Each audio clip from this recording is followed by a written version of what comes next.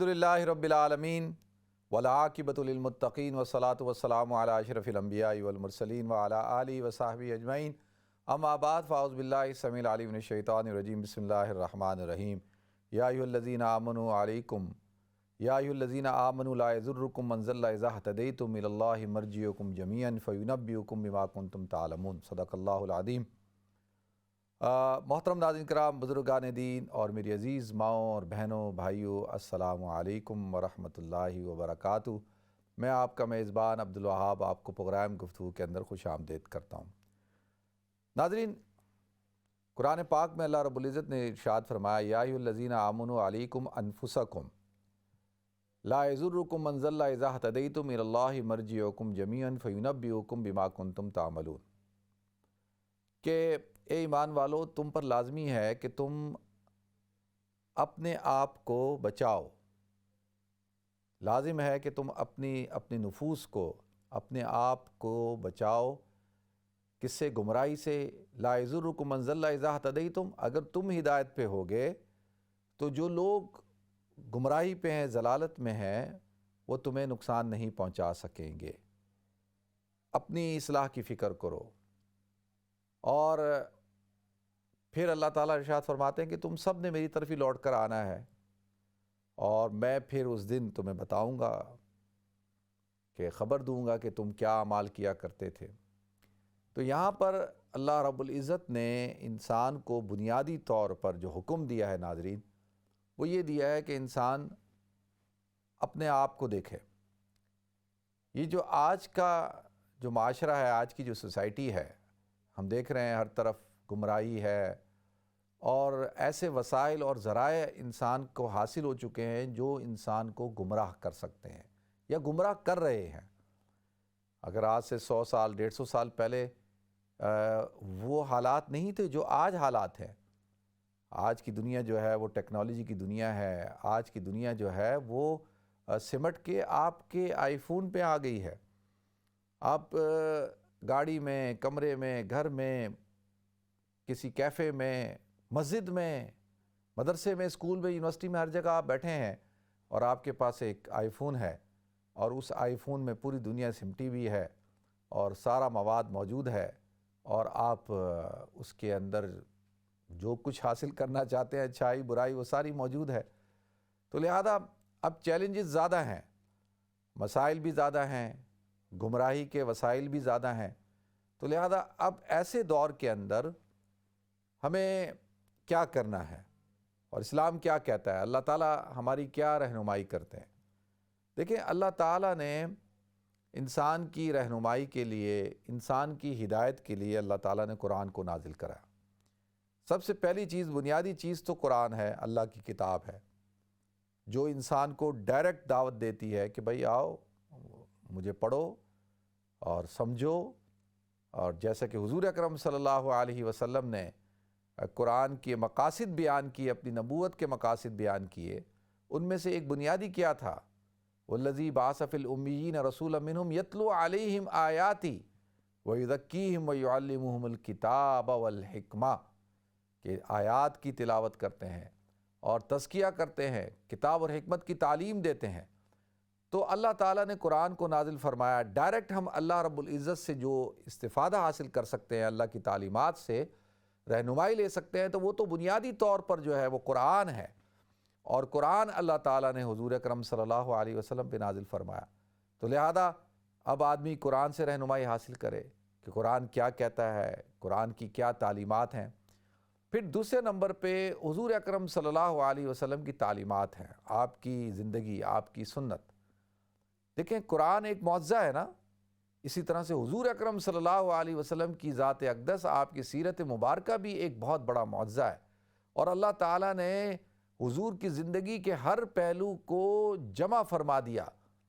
یعنی آپ کی زندگی کا کوئی ایک گوشہ جو ہے وہ پوشیدہ نہیں ہے، تمام کے تمام جو زندگی کے رخ تھے وہ سارے کے سارے اللہ تعالیٰ نے ہمارے سامنے پیش کر دیے۔ بلکہ اما عائشہ صدیقہ رضی اللہ تعالیٰ عنہ نے تو یہ تک کہہ دیا کہ قرآن ہی حضور کی زندگی ہے، حضور کی زندگی ہی قرآن ہے، آپ تو چلتا پھرتا قرآن تھے، کان خلقہ القرآن۔ تو اب ہمارے پاس حضور اکرم صلی اللہ علیہ وسلم کا اسوہ ہے، احادیث ہیں، سیرت حضور کی سیرت ہے۔ تو اب یہ دو بنیادی، کتاب اللہ اور سنت رسول، یہ دو بنیادی ماخذ ہمارے پاس موجود ہیں۔ حضور فرماتے ہیں کہ میں تمہارے درمیان کتاب اللہ اور سنت رسول چھوڑ کر جا رہا ہوں، اس کو پکڑ لو، مضبوطی کے ساتھ پکڑو۔ پھر آپ دیکھیں تیسرے نمبر پہ پھر صحابہ کرام اصحاب ہیں۔ حضور نے فرمایا علیکم بسنتی و سنت الخلفاء راشدین المہدیین، کہ میری سنت پر عمل کرو، پکڑ لو، اور میرے خلفاء راشدین المہدیین، کہ خلفاء جو کہ مہدیین ہیں، ہدایت یافتہ ہیں، ان کی سنت کو پکڑ لو۔ تو صحابہ کی جماعت ہمارے سامنے موجود ہے، خلفاء راشدین، صحابہ کی جماعت۔ بِأَيِّكُمْ اقتدیتم اہتدیتم، تم میں سے کوئی ایک کسی ایک کی بھی اقتدا کر لے گا، ہدایت یافتہ ہو جائے گا۔ تو اس سے پتہ چلا کہ صحابہ کلہم عدول، کہ تمام کے تمام صحابہ کرام جو تھے وہ عادل تھے، ہدایت یافتہ تھے۔ اور یہ نہیں کہا کہ تم سب کو، اگر کسی ایک کو بھی پکڑو گے تو تم ہدایت یافتہ ہو جاؤ گے۔ تو اس سے پتہ چلا کہ ہر صحابی جو ہے وہ ہدایت یافتہ تھا، وہ راہ حق پہ تھا۔ تو اب صحابہ کی جماعت، پھر حضور نے فرمایا میں تمہارے درمیان کتاب اللہ اور اپنی عطرت، اپنا خاندان چھوڑ کر جا رہا ہوں، اہل بیت۔ تو اہل بیت کی تعلیمات، آپ کی جو ہدایات ہیں اہل بیت کی، ان کو پڑھ کر اس پر عمل کرنا، اس کے مطابق زندگی گزارنا۔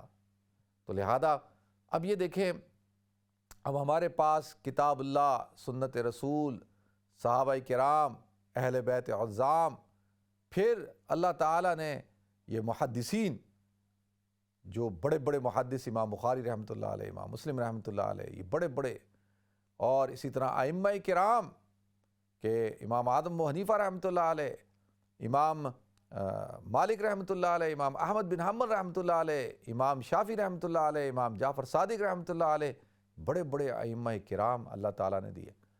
پھر ناظرین اسی طریقے سے آپ چلیں، آگے چلیں، اللہ تعالیٰ نے ہر دور کے اندر علماء، مشائخ، اولیاء، بزرگان دین، قراء، حفاظ کرام، اور یہ جماعت اللہ تعالیٰ نے تیار کر رکھی، اور یہ جماعت چل رہی ہے۔ ہر دور میں اللہ تعالیٰ نے ایک ایسی جماعت رکھی جن سے آپ رہنمائی حاصل کر سکتے ہیں، جن سے آپ ہدایت حاصل کر سکتے ہیں، جن سے آپ جو ہے وہ اپنی تربیت کروا سکتے ہیں۔ تو یہ اللہ تعالیٰ نے ناظرین ہر دور میں رکھا۔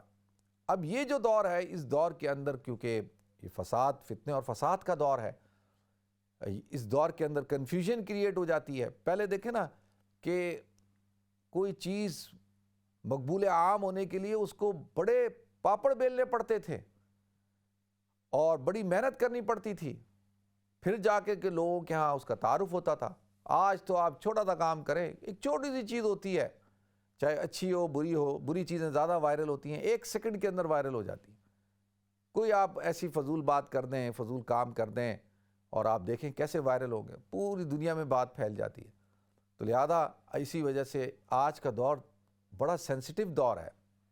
تو اس دور کے اندر جو ہے وہ جب یہ آیت نازل ہوئی تو صحابہ حضور اکرم صلی اللہ علیہ وسلم کے پاس آئے، کہا یا رسول اللہ، یہاں پہ کہا جا رہا ہے کہ یا ایھا الذین آمنوا علیکم انفسکم، کہ تم پر لازم ہے کہ تم ایمان والو اپنا خیال کرو، اپنے آپ کو پکڑ کے رکھو، اپنی اصلاح کی فکر کرو۔ اور قرآن میں دوسری جگہ آتا ہے کنتم خیر امۃ اخرجت للناس تأمرون بالمعروف وتنہون عن المنکر، امر بالمعروف کرنا، نہیں عن المنکر کرنا، اور لوگوں کی اصلاح کی فکر کرنا، لوگوں کی ہدایت کی فکر کرنا۔ تو یہاں پر تو ایسا کوئی معاملہ نہیں ہے، یہاں پہ تو کہا جا رہا ہے کہ بھئی اپنے آپ کو پکڑو۔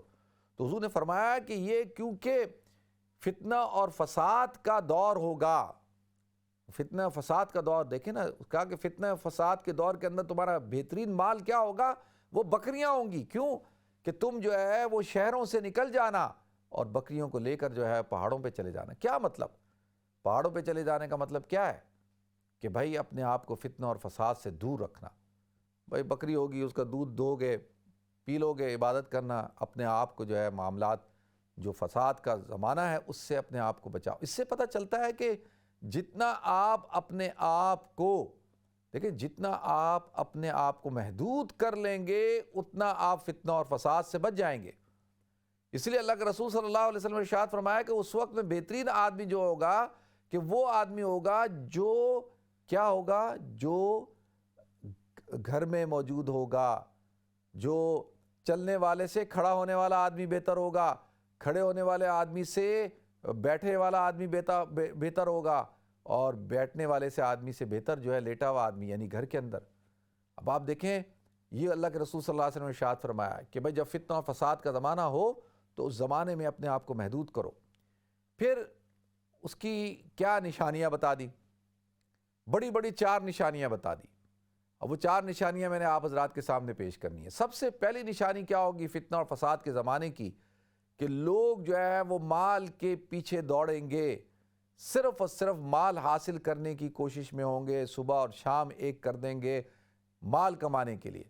یہ نہیں دیکھیں گے کہ جائز طریقے سے کما رہے ہیں، ناجائز طریقے سے کما رہے ہیں، بس مال کمانا ہے، جیسے آئے جس طرح سے آئے، اور بس ان کو اس بات کی فکر ہوگی اور کسی بات کی کوئی ٹینشن نہیں ہوگی۔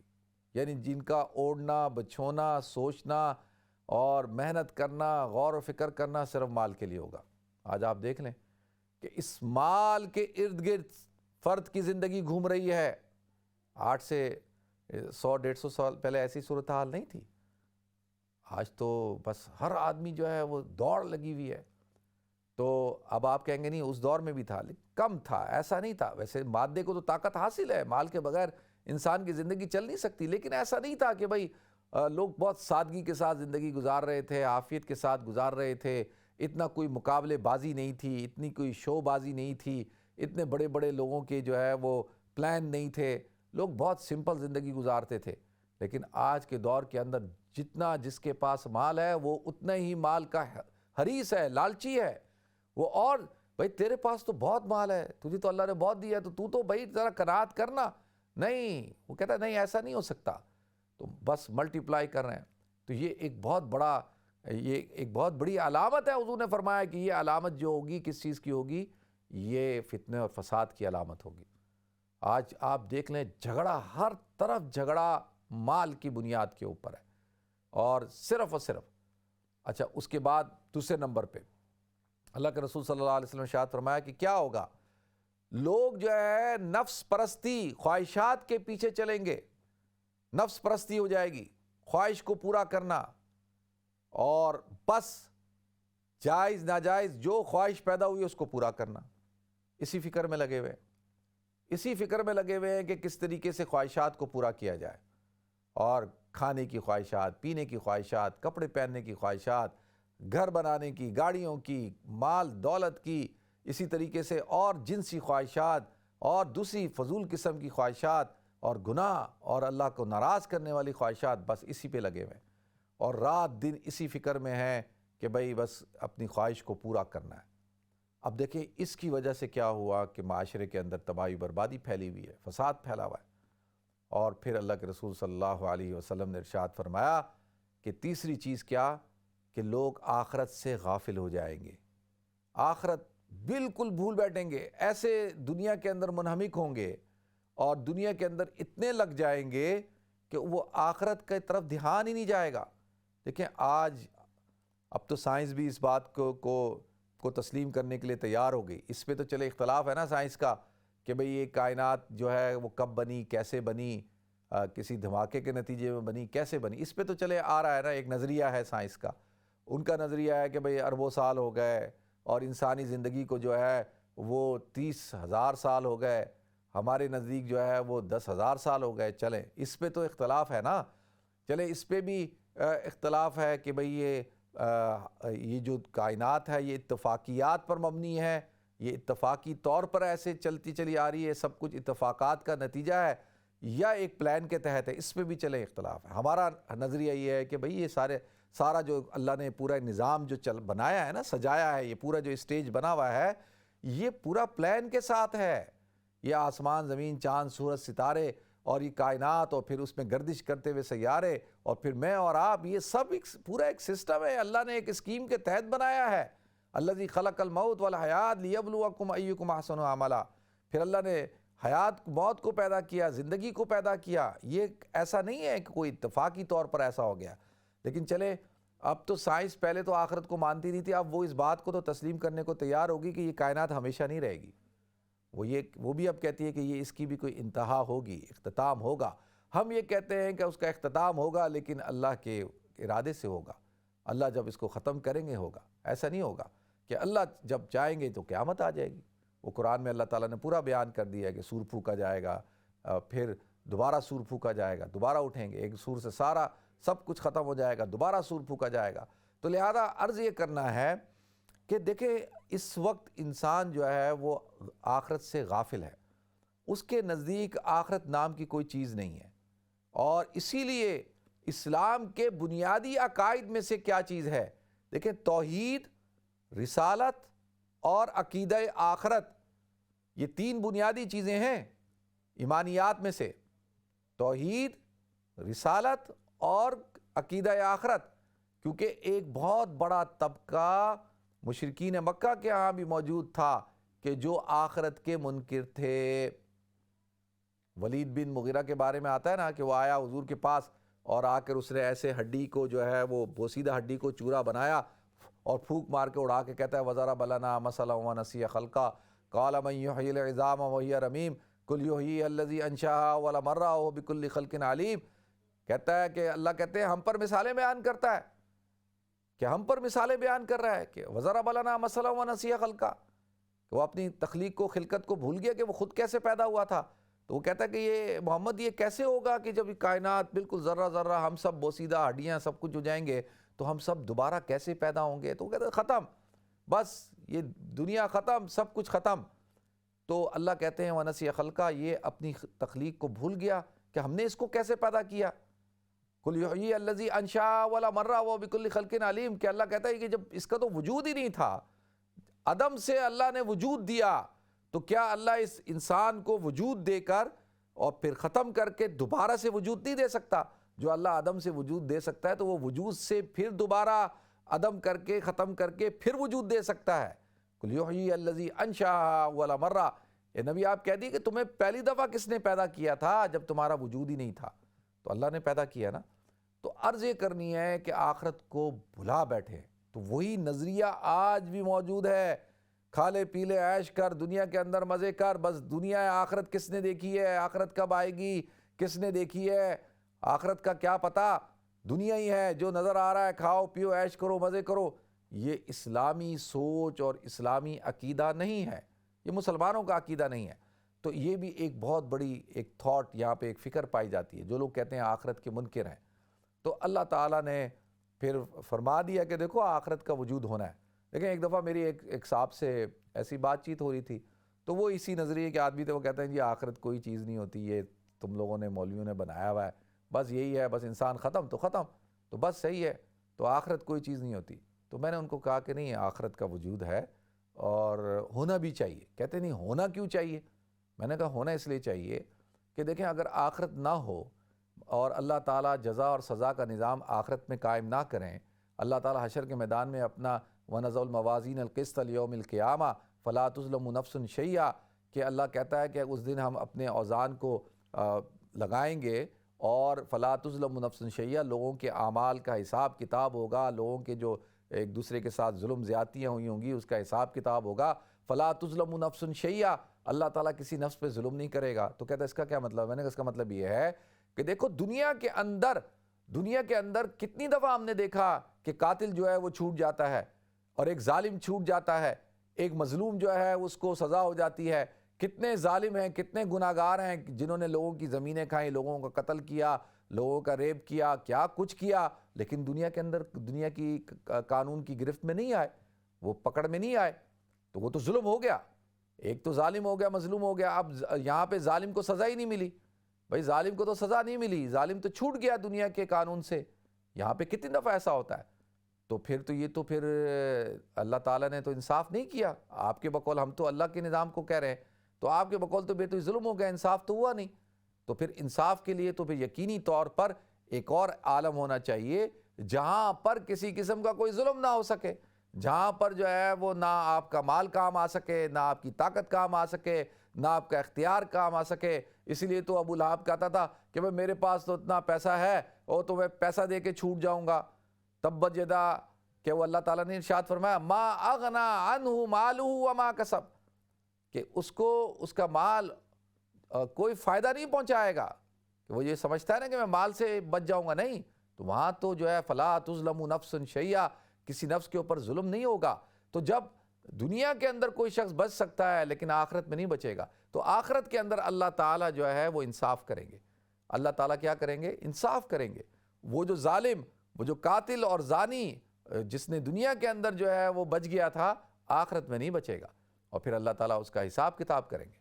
تو یہ تو عقلی طور پر یہ بات تسلیم شدہ ہے کہ اس عالم کے بعد بھی ایک اور عالم بھی ہونا چاہیے، اور اسلام یہ کہتا ہے کہ اس عالم سے غافل مت ہو، آخرت سے غافل مت ہو.